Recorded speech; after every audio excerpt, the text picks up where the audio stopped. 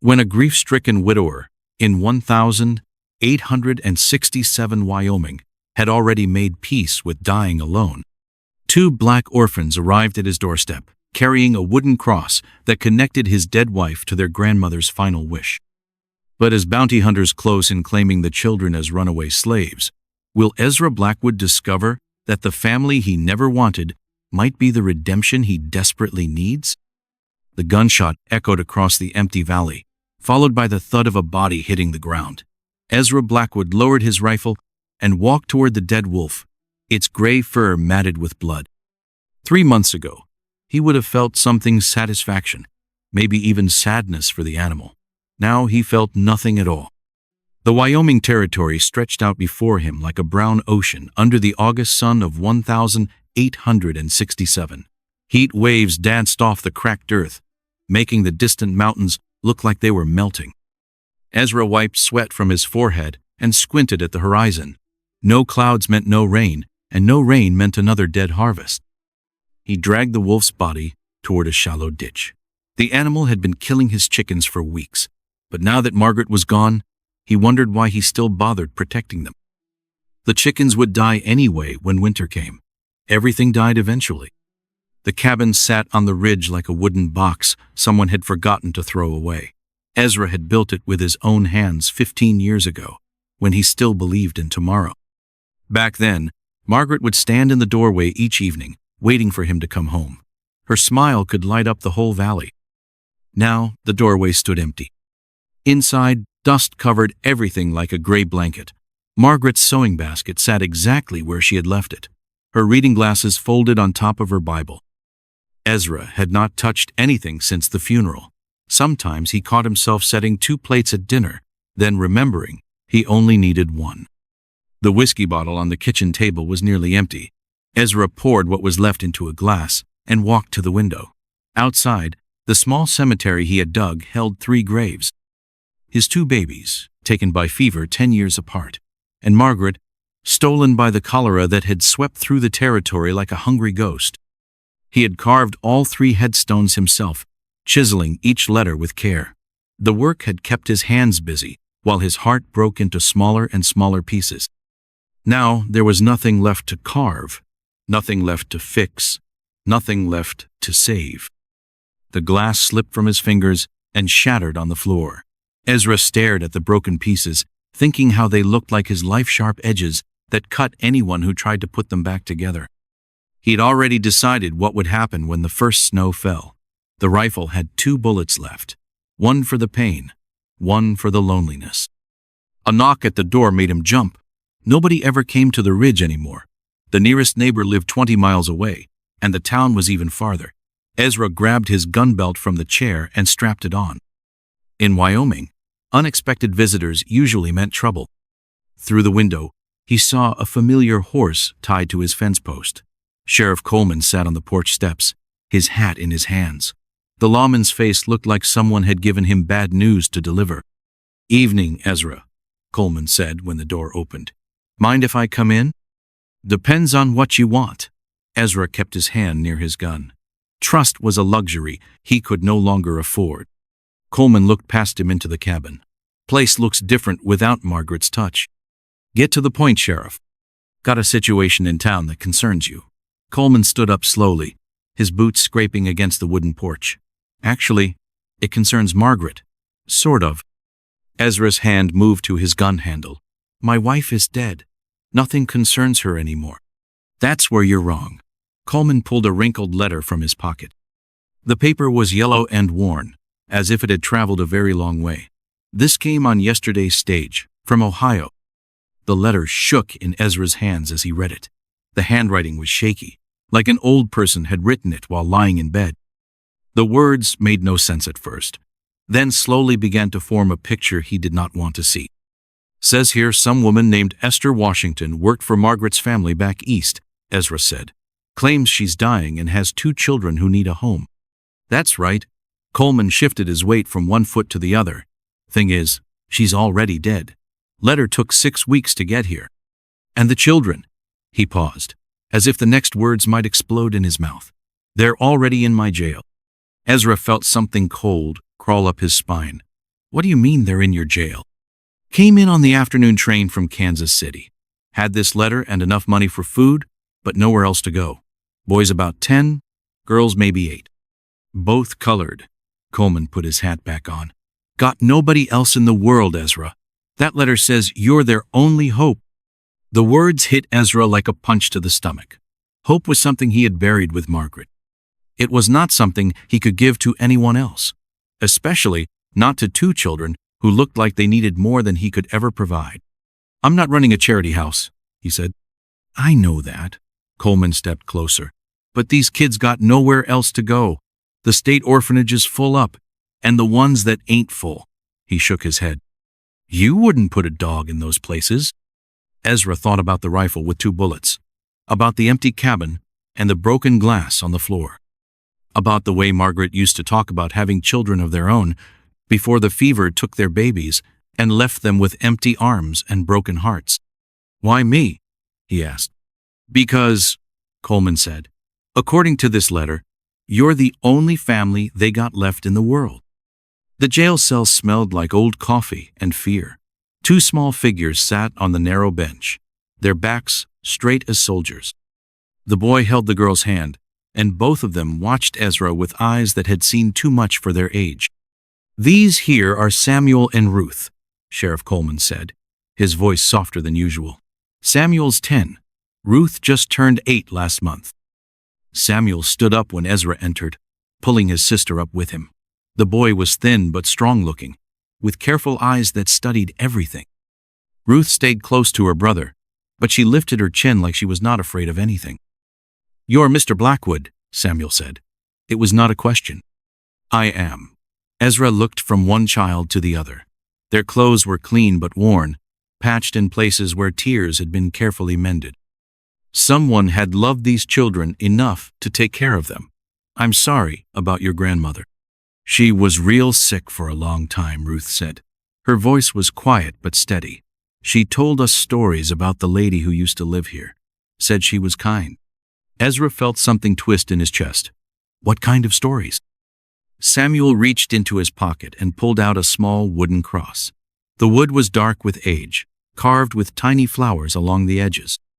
Ezra recognized it immediately. His own father had made it for Margaret when she was confirmed in the church back in Ohio.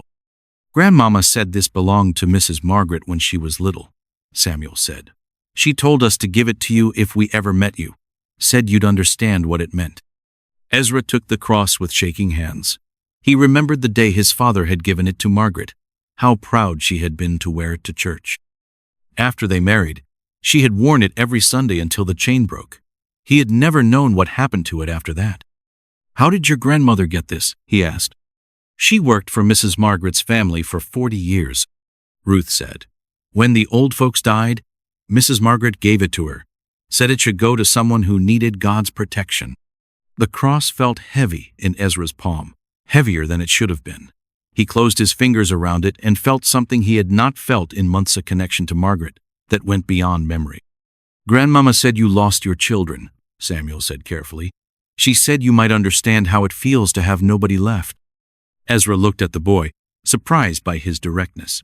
Most adults would not have been so honest about such painful things. She told you that? She told us lots of things. Ruth moved closer to her brother. She said the world was full of people who needed each other, but were too scared to admit it. Sheriff Coleman cleared his throat. Train leaves for Kansas City tomorrow morning. If you don't take them, they'll have to go to the state orphanage in Topeka. Place is overcrowded and... He did not finish the sentence.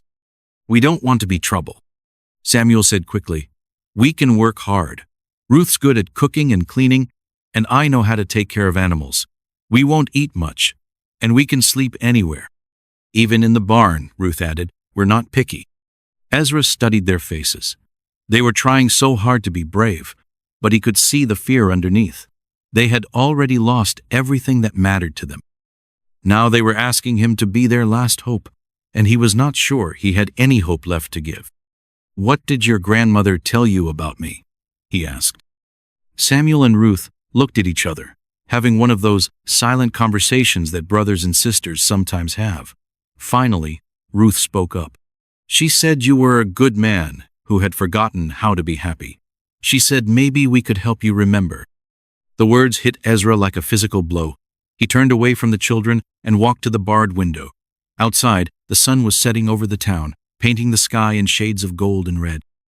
Margaret had always loved sunsets. She said they proved that endings could be beautiful too. I live alone, he said without turning around. I'm not used to having people around anymore. We're real quiet, Samuel said. You won't even know we're there. But Ezra was afraid that he would know they were there. He was afraid that having them around would make the cabin feel less empty, and he was not ready for that yet. The emptiness had become familiar, like an old coat that did not fit well but was comfortable because he had worn it for so long.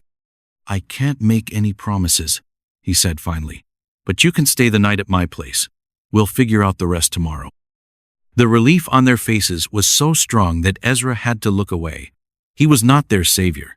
He was just a broken man who did not know how to say no to two children who reminded him of everything he had lost. Get your things, he said. It's getting dark, and we have a long ride ahead of us. As they walked toward the horses, Ruth slipped her small hand into his. Her fingers were warm and trusting, and for a moment, Ezra felt something crack inside his chest. Not his heart breaking that had already happened. This was something else, something that hurt in a different way. It felt like hope trying to grow in ground that had been frozen for too long. The sound of singing drifted through the morning air, a melody Ezra had not heard in months. He sat up in bed, confused for a moment about where the music was coming from. Then he remembered the children were here. Ruth's voice carried the same tune Margaret used to hum while she worked in the kitchen, the same notes that had filled their home with warmth during the good years. Ezra pulled on his boots and walked to the window, where he could see the girl hanging wet clothes on the line behind the house. Samuel was already working in the chicken coop, his movements careful and practiced. The boy had been up before dawn, feeding the animals and collecting eggs without being asked. When Ezra had offered to show him what to do, Samuel had simply nodded and said, "Grandmama taught me about chickens." 3 days had passed since they arrived. 3 days of shared meals at the table where Ezra had eaten alone for months. 3 days of voices in the cabin that were not his own memories talking back to him. The children kept to themselves, mostly, speaking in whispers when they thought he could not hear. They cleaned their dishes without being told, folded their blankets each morning, and asked permission before touching anything. They were trying so hard to be invisible that it made Ezra's chest ache. He found Samuel in the barn, brushing down the old mare with gentle strokes. The horse, who usually snapped at strangers, stood perfectly still under the boy's hands. "She likes you," Ezra said. Samuel looked up, startled. "Sorry, sir. I should have asked first." "It's fine." Ezra leaned against the stall door. "Where did you learn to handle horses?" "Grandmama's neighbor had a farm. He let me help sometimes." Samuel continued brushing, his movements steady and sure. "Said I had good hands with animals." He was right. Ezra watched the boy work. "What else did you learn on that farm?" Samuel's face brightened a little. "Lots of things. How to milk cows, how to fix fence posts, how to tell when a storm is coming by watching the sky." He paused. "Grandmama said learning was the one thing nobody could take away from you." Before Ezra could respond, Ruth appeared in the doorway. Her apron was covered in flour, and she looked worried. "I'm sorry, Mr. Blackwood," she said. "I was trying to make biscuits for breakfast, but something went wrong. The dough is all sticky and won't hold together." Ezra followed her to the kitchen, where a disaster waited on the counter. Flour covered every surface, and the bowl held what looked like paste instead of biscuit dough. "Too much water," he said, examining the mess. "Easy mistake to make." "I'm sorry I wasted your flour," Ruth said, her voice small. "I wanted to make something nice for you." Something twisted in Ezra's chest. The last time someone had tried to make him biscuits, it had been Margaret, the morning before she got sick. She had burned them black and laughed until she cried, saying she was better with people than with bread. "Nothing's wasted," he said. "Let me show you how Margaret used to make them." They worked together at the counter, Ezra's hands guiding Ruth's as she learned to measure the flour and feel the dough. Samuel joined them, watching carefully as if he were memorizing every step. "The secret," Ezra said, "is not to work the dough too much, just enough to hold it together. Like people," Ruth said thoughtfully. "You can't push too hard, or they fall apart." Ezra looked at her, surprised by the wisdom in her words. "Where did you learn that?" "Grandmama used to say it. She said broken people needed gentle hands, just like broken things." When the biscuits came out of the oven, golden and perfect, Ruth clapped her hands with delight. Samuel smiled, the first real smile Ezra had seen from him. They ate breakfast together, the warm bread filling the kitchen with the smell of home. Later that morning, Ezra was chopping wood behind the cabin when he heard horses approaching. He recognized the rider immediately, Jake Morrison, a man whose reputation for cruelty had followed him to Wyoming from Texas. Morrison had 2 other men with him, neither of whom Ezra recognized. "Morning, Blackwood," Morrison said, his voice friendly but his eyes cold. "Heard you got some new help around here." "What's it to you?" Ezra kept chopping, but his muscles tensed for trouble. "Just being neighborly." Morrison's gaze drifted toward the cabin, where Samuel and Ruth had appeared in the doorway. "Funny thing about taking in strays. Sometimes they bring problems with them." "What kind of problems?" Morrison reached into his coat and pulled out a folded paper. "The kind that comes with bounty money attached." Ezra set down his axe and walked closer. The paper was a wanted poster, old and water-stained. It showed rough drawings of 2 black children, a boy and a girl, wanted for running away from a plantation in Mississippi. "This ain't them," Ezra said, studying the drawings. "The ages don't match, and the descriptions are all wrong." "Maybe not," Morrison said with a shrug. "But the law says any man who finds runaway slaves gets paid for returning them, and these 2 sure fit the general description. They're not runaway slaves, they're free children from Ohio." "Can you prove that?" Morrison's smile was sharp as a knife. "Got papers to show they belong to you legally?" Ezra felt cold fear crawl up his spine. He had no legal papers, no proof of guardianship. The children had come to him with nothing but a letter from their dead grandmother and a wooden cross. "I didn't think so," Morrison continued. "Now, I'm a reasonable man. I'm willing to split the bounty money with you, seeing as how you've been feeding and housing them." "Get off my land," Ezra said quietly. "Don't make this harder than it needs to be, old man." Morrison's hand moved toward his gun. "You got nothing left worth dying for." But as Ezra looked back at the cabin, where Samuel and Ruth stood watching with wide, frightened eyes, he realized Morrison was wrong. Maybe he did have something worth fighting for after all. "I'll give you 3 seconds to ride away," Ezra said, his hand moving to his own gun. "After that, we'll see who's got something worth dying for." Morrison studied his face for a long moment, then nodded to his men. "This ain't over, Blackwood. Those children are worth good money, and I always collect what's owed to me." As the 3 men rode away, Ezra felt his heart pounding in his chest. He had just made an enemy of one of the most dangerous men in the territory. But when he looked at Samuel and Ruth, still standing in the doorway, he knew he had made the right choice. The question was, what would he do when Morrison came back? The storm hit without warning, turning the afternoon sky black as night. Rain hammered against the cabin windows, while wind howled through the gaps in the walls. Samuel and Ruth huddled together on the old sofa, jumping every time thunder shook the house. "It's just noise," Ezra said, lighting another oil lamp. "This cabin has survived worse storms than this." But even as he spoke, he could hear boards creaking upstairs. The roof leaked in 3 places, and water dripped into buckets he had placed around the room. The storm was not just noise, it was a reminder of how fragile everything really was. Ruth moved closer to Samuel, her small body shaking with each lightning flash. "I hate storms," she whispered. "They sound like the world is ending." "Grandmama used to say storms were just the sky crying," Samuel said, putting his arm around his sister. "She said crying was good sometimes, because it washed away the hurt." Ezra looked up from the fireplace, where he was trying to coax more heat from the dying flames. The boy's words reminded him of something Margaret used to say during their own storms, both the weather kind and the other kind that life threw at them. "Your grandmother sounds like she was a wise woman," he said. "She was," Ruth wiped her eyes with the back of her hand. She told us stories about all the storms she lived through. Said the worst one was when her husband died in the war. What war? Ezra asked, though he suspected he already knew. The big one that freed the slaves, Samuel said. Grandmama said her husband joined the Union Army even though he was already free.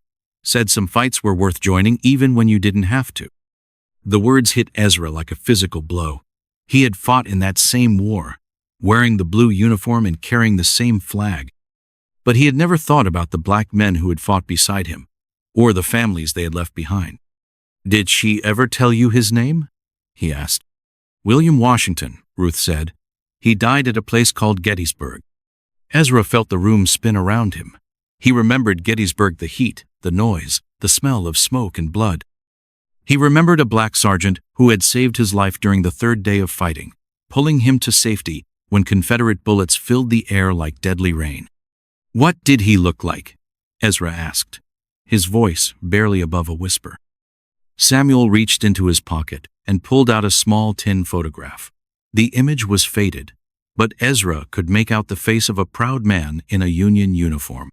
The same face that had looked down at him 24 years ago, saying, "Come on, soldier, this ain't your time to die."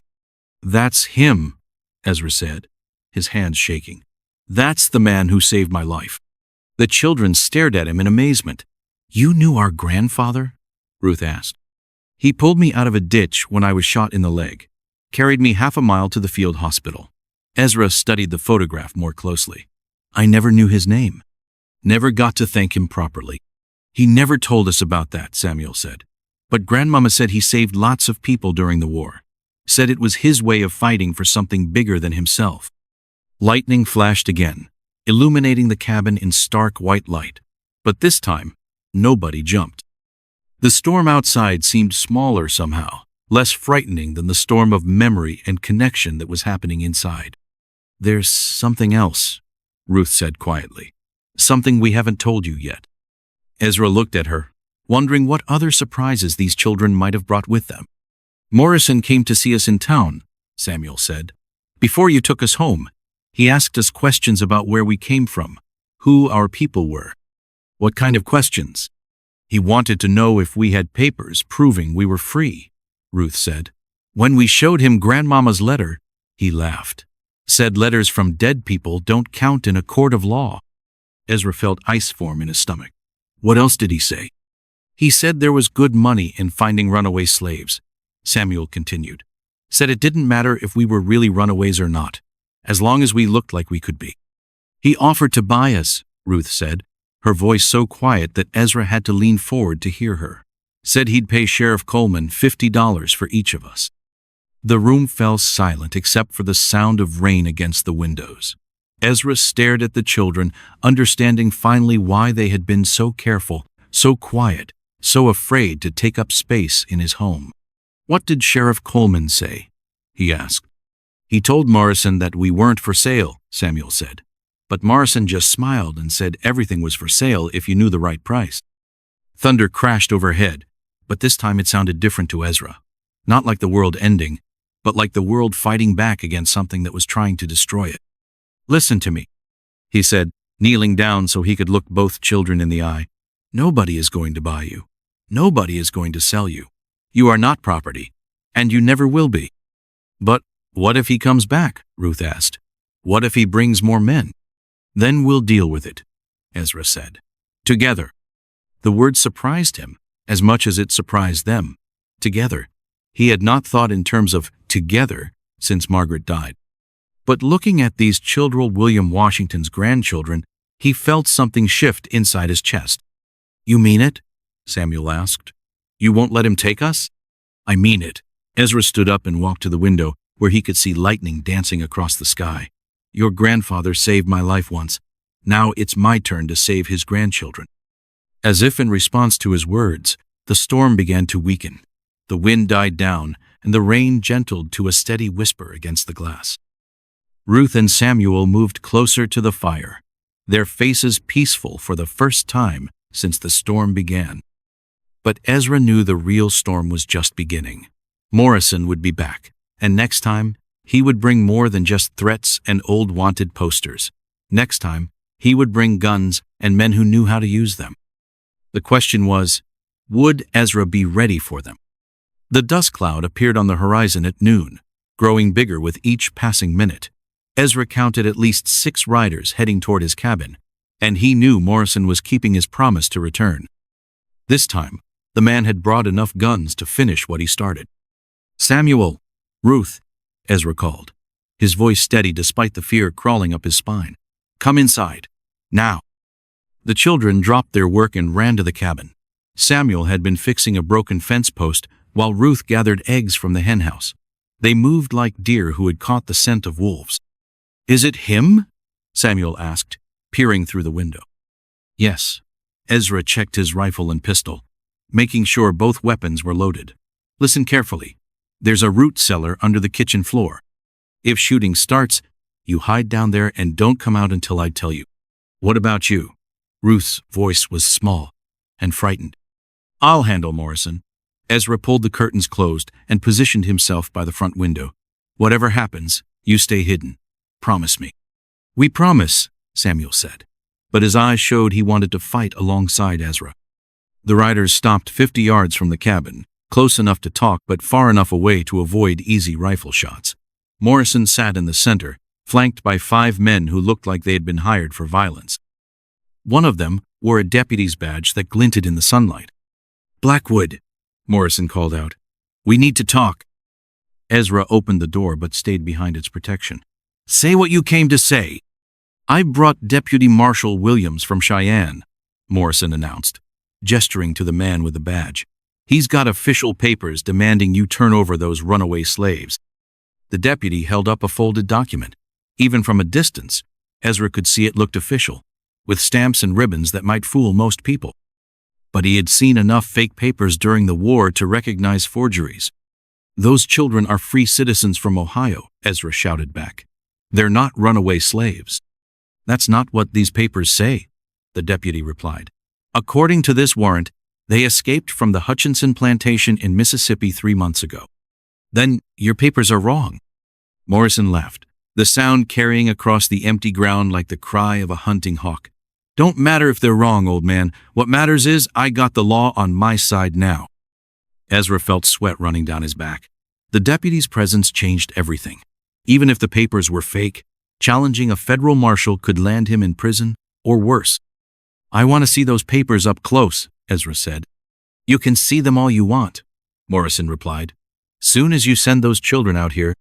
"Not happening." The deputy spurred his horse forward a few steps. "Mr. Blackwood, I'm ordering you to surrender those fugitive slaves immediately. Resisting a federal marshal is a felony offense. And kidnapping free children is a hanging offense," Ezra shot back. "Which one of us do you think is committing the real crime here?" From behind him came a sound that made his blood run cold, the soft creak of the kitchen floorboard that covered the root cellar. The children were moving into their hiding place. At least they would be safe when the shooting started. "You got 10 seconds to make up your mind," Morrison called. "After that, we're coming in to get them ourselves." Ezra aimed his rifle through the gap in the door. At this distance, he could hit Morrison easily, but the other 5 men would cut him down before he could reload. The odds were impossible, but sometimes impossible odds were all a man had to work with. "Time's up," Morrison said. But before anyone could move, another voice cut through the tension like a blade through silk. "I wouldn't do that if I were you." Sheriff Coleman emerged from behind the barn, his rifle trained on the deputy marshal. Behind him came 3 more men farmers from the valley who had ridden with Coleman to see what the commotion was about. "This is federal business, Coleman," the deputy said. "You got no authority here." "Maybe not," Coleman replied, "but I got questions about that warrant you're carrying. Mind if I take a look at it?" The deputy's hand moved toward his gun. "I don't answer to local sheriffs." "You do when you're in my county with suspicious paperwork," Coleman said. "Now why don't you ride on down here and show me those official documents you're so proud of?" Morrison's confidence flickered for the first time. He had counted on intimidating one old man, not facing down 4 armed locals who knew the territory better than he did. "This ain't over," Morrison snarled, but he wheeled his horse around and signaled his men to follow. "We'll be back with proper authorities." "You'd do that," Coleman called after them.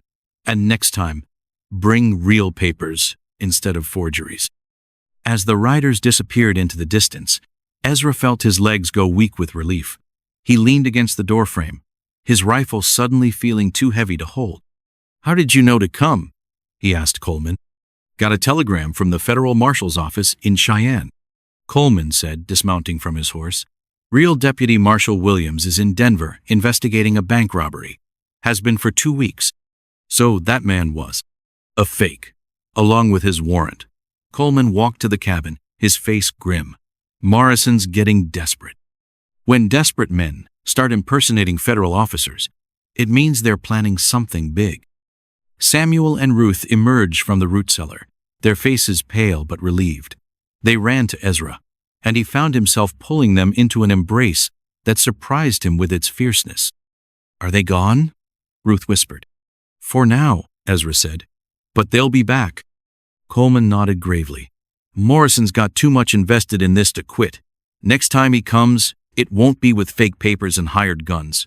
It'll be with real law behind him." "What do you mean?" "He's been asking questions in town about you and the children. Someone's been feeding him information about your situation." Coleman's eyes were troubled. "He knows you don't have legal guardianship papers. He knows those children have no other family. And he knows the territorial courts favor white men with money over black children with nothing." The words hit Ezra like cold water. He had been thinking about this as a fight between him and Morrison, but it was bigger than that. It was about a system that saw children as property and treated justice as something that could be bought and sold. "So what do we do?" Samuel asked. Coleman looked at the boy with respect. "We get you some real legal protection. I'm riding to Cheyenne tomorrow to file proper guardianship papers. Won't be easy, but it's your best chance." "And until then?" Ezra asked. "Until then," Coleman said, "you'd better be ready for war." The courtroom in Cheyenne was packed with more people than Ezra had ever seen in one place. Word had spread about the black children and the white widower, and everyone seemed to have an opinion about what should happen to Samuel and Ruth. Judge Harrison sat behind his massive desk like a king on a throne, his white beard flowing down his chest. He had been reading documents for an hour, occasionally looking up to study the faces of everyone involved in the case. Morrison sat at one table with a fancy lawyer from Denver, both men dressed in expensive suits that made them look important. At the other table, Ezra sat with Samuel and Ruth, feeling out of place in his best clothes that still smelled like farm work and honest sweat. "This is a highly unusual case," Judge Harrison said finally. "Mr. Morrison, you claim these children are escaped slaves who belong to your client in Mississippi." "That's correct, Your Honor," Morrison's lawyer said, standing up with dramatic flair. "My client has owned these particular slaves for over 3 years. When they escaped, he posted a substantial bounty for their return. And yet," the judge continued, "the paperwork you've provided shows significant inconsistencies." Ezra felt hope flutter in his chest. Sheriff Coleman had been right. The forged documents would not fool a real judge for long. "Mr. Blackwood," Judge Harrison said, turning his attention to Ezra, "you claim to be the legal guardian of these children, but you have no official papers to prove it." "No, sir," Ezra said, standing up, "but I have something else." He reached into his pocket and pulled out the wooden cross that had started everything. Next to it was the tin photograph of William Washington in his Union Army uniform. "Their grandfather saved my life at Gettysburg," Ezra said. "Their grandmother worked for my wife's family for 40 years. These children didn't come to me by accident. They came because their family trusted mine." "That's very touching," Morrison's lawyer said with a sneer. "But it doesn't change the law. These slaves belong to my client."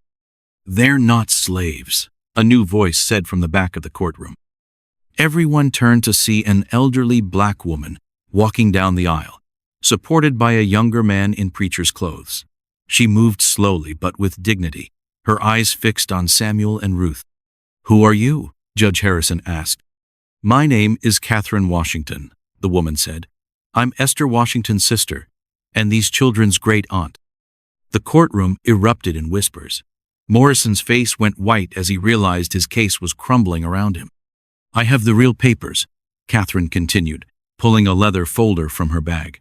"Birth certificates, baptismal records, and freedom papers going back 3 generations.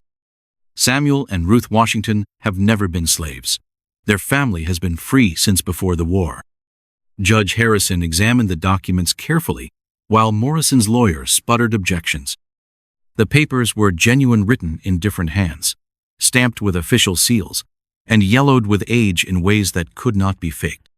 Furthermore, Catherine said, I have a letter from my sister specifically naming Ezra Blackwood as the children's guardian in the event of her death. She handed the judge another document, this one written in Esther's shaky handwriting. Ezra had never seen it before, but he recognized Margaret's name mentioned several times in the text. This appears to be a legitimate will, Judge Harrison said after reading it, signed, witnessed, and notarized according to Ohio state law. Morrison jumped to his feet. Your Honor, this is obviously a conspiracy. These people are lying to protect stolen property. Sit down, Mr. Morrison, the judge said coldly. You've presented forged documents to this court, impersonated a federal officer, and attempted to kidnap free children. You're lucky I don't have you arrested. But the bounty? There is no bounty, Judge Harrison said. There never was. You made the whole thing up. The truth hit the courtroom like a thunderclap. Morrison had been lying from the beginning, hoping to steal 2 children and sell them to someone who would ask no questions. It was not about escaped slaves or legal ownership. It was about greed and evil disguised as law and order. Samuel and Ruth Washington are hereby declared the legal wards of Ezra Blackwood, Judge Harrison announced. Mr. Morrison, you are ordered to stay away from these children and their guardian. Any further contact will result in criminal charges. As they left the courthouse, Catherine walked beside Ezra, while Samuel and Ruth skipped ahead like children, finally free to be children. Why didn't you come forward sooner? Ezra asked. I've been traveling for 6 weeks, trying to reach them before something like this happened, Catherine said. Esther wrote to me before she died, asking me to watch over them if anything went wrong. Are you going to take them with you? Catherine smiled, her face creasing into lines that spoke of wisdom and kindness. My sister chose you for a reason, Mr. Blackwood. She said you were a man who understood loss and would teach them how to survive it. That evening, back at the cabin, they sat around the kitchen table, sharing a meal that tasted like celebration. Samuel and Ruth chattered about their day in the big city while Ezra listened, amazed at how much the world had changed in just a few hours. What happens now? Ruth asked as they finished eating. Ezra looked around the table at these people who had somehow become his family. The cabin no longer felt empty. The silence no longer felt like death. The future no longer felt like something to be endured. Now we plant the north field for spring, he said. We fix the roof before winter. We take care of each other. Like a real family? Samuel asked. We are a real family, Ezra said. And for the first time since Margaret died, he believed that tomorrow might be better than today. Outside, the Wyoming wind sang through the valley, carrying the scent of sagebrush and something else, the smell of hope, growing wild and free under the endless sky.